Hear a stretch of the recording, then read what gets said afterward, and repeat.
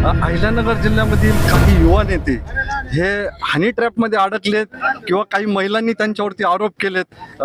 काळे असतील किंवा त्यानंतर कळमकर असतील किंवा दक्षिणेतल्या आणखीन एका मोठ्या नेत्यावरती सुद्धा वारंवार सातत्याने सोशल मीडियावरती आरोप होत आहेत. म्हणजे नेमकं हे चाललंय काय? महिला सुरक्षित आहेत का नाही दादा? खरं तर दादा समाज माध्यमांमध्ये सोशल मीडियावरती काही लोक म्हणतात की दादांना संधी राज्यसभेला द्यायला हवी होती. अनेकांनी त्या पद्धतीने पोस्ट सुद्धा केल्या आणि काही कार्यकर्ते शुभचिंतक नाराज झाल्याचं नक्की आवाजात अशी पण चर्चा सुरू आहे की आता दादा शिर्डी राहत आणि अहिल्यानगर जिल्ह्यासाठी उपलब्ध होतील का?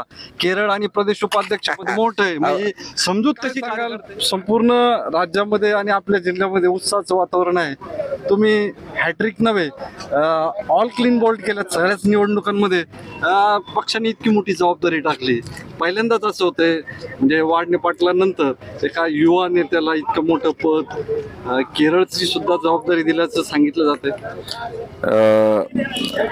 आपल्या देशाचे प्रधानमंत्री माननीय नरेंद्र मोदी साहेब, राष्ट्रीय अध्यक्ष नितीन नबीजी, राज्याचे लाडके मुख्यमंत्री माननीय देवेंद्र फडणवीस साहेब, प्रदेश अध्यक्ष माननीय रवींद्र चव्हाण साहेब, या सगळ्यांच्या आशीर्वादाने आज देशाचा आणि विश्वाचा एक नंबरचा पक्ष आणि आज पक्षाची अत्यंत चांगली परिस्थिती चढत्या काळामध्ये महाराष्ट्र प्रदेश उपाध्यक्ष पदाची जबाबदारी या सगळ्या मान्यवरांनी माझ्यावर ही जबाबदारी टाकल्याबद्दल मी खरं तर मला विश्वासच पहिला पटला नाही की ही जबाबदारी, आपलं नाव पण आलेलं आहे तिथं. पण संघटनेचं प्रेम, कार्यकर्त्यांचं प्रेम, गोरगरीब जनतेचे आशीर्वाद, माननीय नामदार राधाकृष्ण विखे पाटील साहेबांच्या सगळ्या माध्यमातून जे काही काम झालं आजपर्यंत त्या सगळ्यांचं फलित म्हणजे हे पद मला मिळालं. केरळची पण विधानसभेची जबाबदारी आम्हाला देण्यात आलेली. आता मी परवा केरळला जाणार आहे. तर जबाबदारी वाढली आहे कारण की पक्षाने तो विश्वास आमच्यावर ठेवला आणि तो विश्वास निर्माण झाला आहे, जनतेने माझ्यावर विश्वास ठेवला मोठा. तर शेवटी हे काम करत असताना वेळ द्यावा लागणार आणि वेळ दिल्यावर आपल्या तालुक्याचा विकास सुद्धा मागं पडू नये ही पण मला काळजी घ्यावी लागणार. अशी सगळी दुहेरी जबाबदारी आता माझ्यावर आली आहे. पण आता जबाबदारी पार पाडावी लागेल आणि सक्षम पद्धतीने पक्षाचं प्रामाणिक काम कार्यकर्त्यांना बरोबर घेऊन करत राहू असा मला विश्वास आहे. खरं तर दादा समाज माध्यमांमध्ये सोशल मीडियावरती काही लोक म्हणतात की दादांना संधी राज्यसभेला द्यायला हवी होती.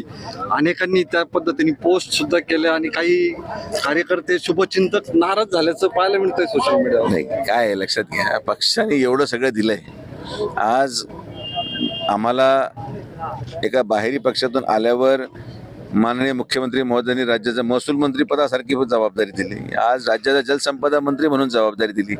एवढं सगळं मिळाल्यानंतर शेवटी माझा उद्देश, कार्यकर्त्यांचा उद्देश काय असतो की आमचा नेता मोठा व्हावा.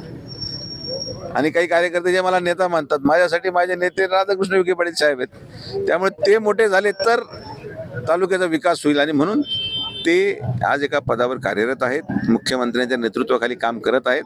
आणि आम्ही सगळेजण शेवटी मी देखील आज बाहेरच्या पक्षामधून आल्यावर संघटनेचा अनुभव मला मिळावा, संघटनेच्या माध्यमातून पक्षवाढीची अजून आवश्यकता आहे. हे BJPचं वैशिष्ट्य आहे की अति आत्मविश्वासामध्ये न राहता जरी एवढं मोठं यश नगरपंचायत महानगरपालिकेमध्ये मिळालं तरी सुद्धा पक्ष हा बळकट करणं आवश्यक आहे. या दृष्टिकोनातून माझी त्यांनी निवड या संघटनेमध्ये केली आणि हा एक विश्वास भरपूर मोठा आहे, हे कुठल्याही पदापेक्षा मोठा आहे. परंतु दबक्या आवाजात अशी पण चर्चा सुरू आहे की आता दादा शिर्डी राहत आणि अहिल्यानगर जिल्ह्यासाठी उपलब्ध होतील का? केरळ आणि प्रदेश उपाध्यक्ष मोठं आहे, म्हणजे समजूत कशी कार्यकर्त्यांची काढणार? केरळ हे 15 दिवसाचं काम आहे आणि शेवटी तिथं जी प्रचार यंत्रणा लागणार आहे तर इथूनच मी घेऊन जाणार आहे. त्यामुळे समजा तिथं पत्रकारिता लागली तर आम्ही तुम्हाला घेऊन जाऊ.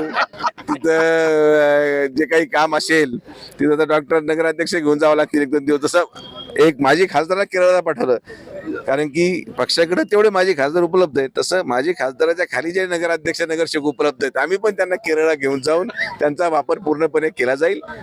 किती जरी जबाबदारी मोठी असली तरी विधानसभेला जेव्हा मी परत आलो तेव्हा मी माझ्या मनाला हा शब्द दिलेला आहे की काही जरी झालं तरी मी जे माझ्याकडून काही कदाचित मागच्या 5 वर्षामध्ये चूक झाली आणि संपर्क माझा या तालुक्यामध्ये राहिला नव्हता ते परत मी होऊ देणार नाही. या तालुक्याचं दैनंदिन आढावा मी घेत राहतो आणि पुढच्या 2 वर्षामध्ये जे काही कामं होणार आहेत याचं एवढं मोठं मतात रूपांतर होईल की हे लीड परत कधीच उठू शकणार नाही. असं काम विधानसभेसाठी आणि जे जनतेने विश्वास टाकला नगर परिषदेमध्ये तेवढं काम आपण ऑलरेडी करत आहोत. सगळ्यात शेवटचा प्रश्न विचारतो. अहिल्यानगर जिल्ह्यामधील काही युवा नेते हे हनी ट्रॅपमध्ये अडकलेत किंवा काही महिलांनी त्यांच्यावरती आरोप केलेत. काळे असतील किंवा त्यानंतर कळमकर असतील किंवा दक्षिणेतल्या एका आणखीन एका मोठ्या नेत्यावरती सुद्धा वारंवार सातत्याने सोशल मीडियावरती आरोप होत आहेत. म्हणजे नेमकं हे चाललंय काय? महिला सुरक्षित आहेत का नाही दादा? आता याच्यावर मी काय बोललं पाहिजे बाबा? हे जर चर्चा असते तर मी बोललो असतो. आता चित्रीकरणच सगळ्यांनी पाहून झाल्यावर त्याच्यावर मी बोलावं हे मला योग्य वाटत नाही. काय की याच्यामध्ये कोण चूक कोण बरोबर तसं पाहायला गेलं तर मला विचारलं तर हे जोपर्यंत आरोपी सापडत नाही तोपर्यंत आपल्याला लक्षात येणार नाही. मात्र काय घटनाक्रम घडलेला आहे हे चुकीचं आहे आणि जर मी म्हणतोय की जर त्या मुलीला आमिष दाखवून अशा प्रकारे वापरलं गेलेलं असेल तर ते निंदनीय आहे आणि त्याच्यावर कारवाई झाली पाहिजे. गुन्हाही नोंद झालेला आता आरोपी फरार आहे.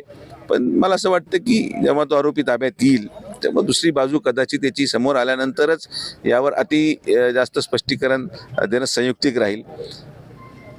आता सध्याच्या परिस्थितीमध्ये दुर्दैव एका गोष्टीचं वाटतं की जे काही व्हिडिओ सर्क्युलेट झाले आज जे लोक मीडिया समोर येत असतील किंवा जे लोक महिला सुरक्षेच्या चर्चा करत असतील त्यांनी तो व्हिडिओ किती वेळेस पाहिला हे ते सांगायला विसरतात.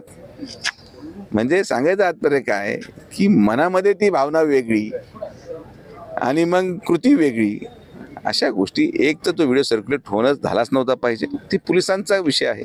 तो व्हिडिओ सर्क्युलेट होणं म्हणजेच त्या महिलेच्या नावावर ज्याला म्हणतो चुकीचा प्रचार होणं आणि नावावर पोळी भाजणं. तर या दुर्दैवी गोष्टी सोशल मीडियाचा काळ आहे. पण त्या आरोपीवर कारवाई होईल आणि त्या कारवाईमध्ये कोणी हस्तक्षेप करणार नाही. पोलीस त्यांचा योग्य तो निर्णय घेतील. अमोल भोसलेसह प्राध्यापक doctor Jayant Gaikwad, godfather media, Shirdi राहता.